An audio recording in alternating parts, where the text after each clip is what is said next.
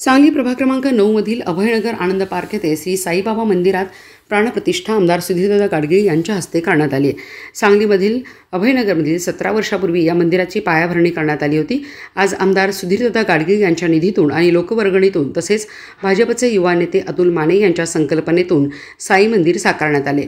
प्राणप्रतिष्ठा सोहळ्यानिमित्त शोभायात्रा, कीर्तन, भजन असे अनेक कार्यक्रम पार पडले। आज या मंदिराचे उद्घाटन आमदार सुधीरदादा गाडगीळ यांच्या हस्ते करण्यात आले।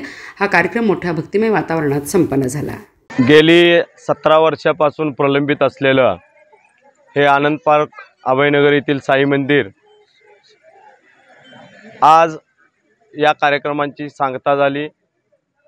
मूर्तीची प्रतिष्ठापना व कलशारोहण कार्यक्रम आज आमदार सुधीरदादा गाडगीळ, मंजिरीताई गाडगीळ व शिर्डी संस्थानचे महंत अमितजी देशमुख व आपल्या कुकटोळीचे महंत आदरणीय बाळ महाराज मठाधिपती यांच्या शुभ हस्ते आज करण्यात आला।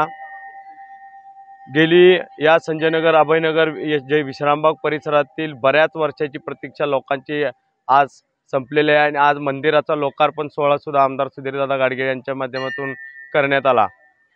आज 17 वर्षापूर्वी स्वर्गीय बाळासाहेब पाटील यांच्या माध्यमातून या मंदिराची पायाभरणी करण्यात आली होती, भूमिपूजन करण्यात आलं होतं। पण काही कारणास्तव हे मंदिर गेली 17 वर्ष हे प्रलंबित होतं।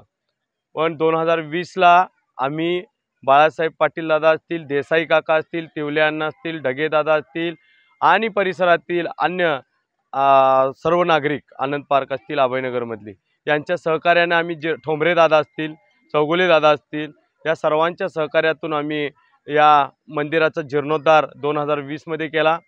त्यानंतर 2 वर्ष आमची कोरोनामध्ये गेल्यामुळे या मंदिराची प्रतिष्ठापना करण्यासाठी आम्हाला वेळ लागला।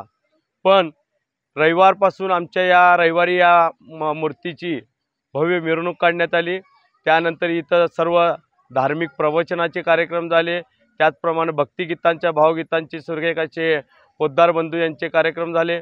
आज या ठिकाणी शिव संग्राम भजनी मंडळ यांचं सोंगी भजनाचा कार्यक्रम आज या ठिकाणी आयोजित करण्यात आलेला आहे।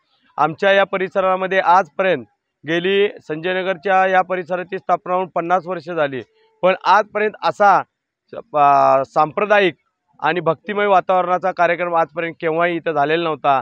तो आम्ही या सर्व सहकाऱ्यांच्या माध्यमातून, सर्वांच्या माध्यमातून आम्ही आज तो पूर्ण केला आणि बाबांची मूर्ती आज या ठिकाणी प्रतिष्ठापना झाली।